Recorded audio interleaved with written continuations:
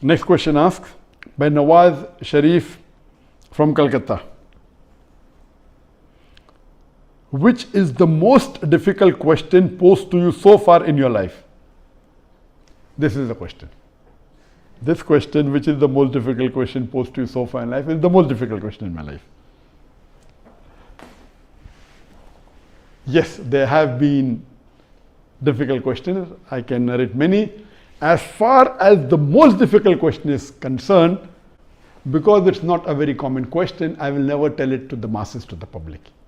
Because such questions are so difficult, so attacking, and if it's not common, why should I make it public? Alhamdulillah, I have the answer, and Allah helped me. It's through Allah's help I got the answer.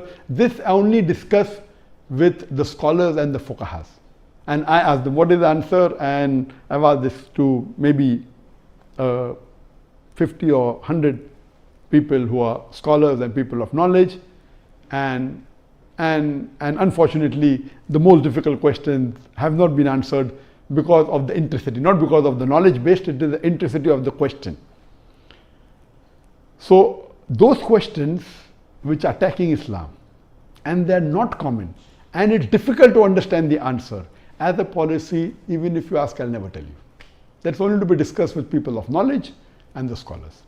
Yes, there have been many questions which are tricky.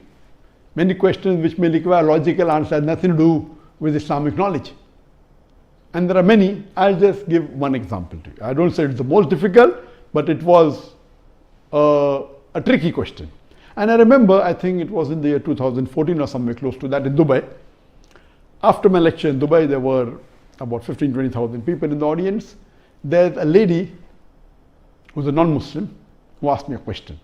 And she said, Dr. Zakir, you often give the example of why a Muslim lady should do hijab, and you ask the question that if two twin sisters who are equally beautiful, one of them is wearing the Islamic hijab, complete body covered, except the face and the hands up to the wrist, and the other twin sister, she is wearing the Western clothes with mini skirts and a low neck, and if both of them are walking down the streets of Dubai, and if there is a hooligan, if there is a ruffian who's waiting to tease a girl, which girl will he tease?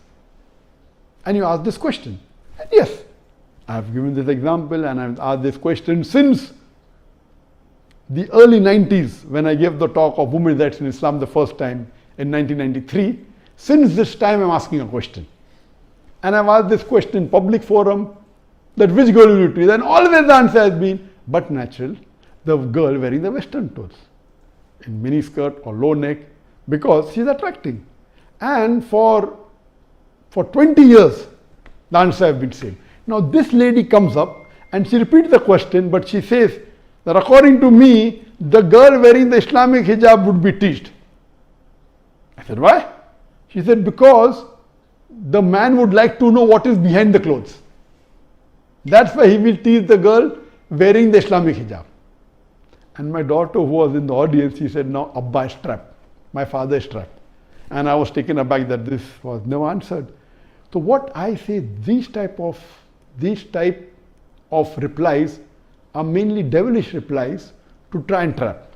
But Alhamdulillah, in such situation, Allah is the one who always helps. I got up and I said, okay, sister has asked a very good question, and I continued the question.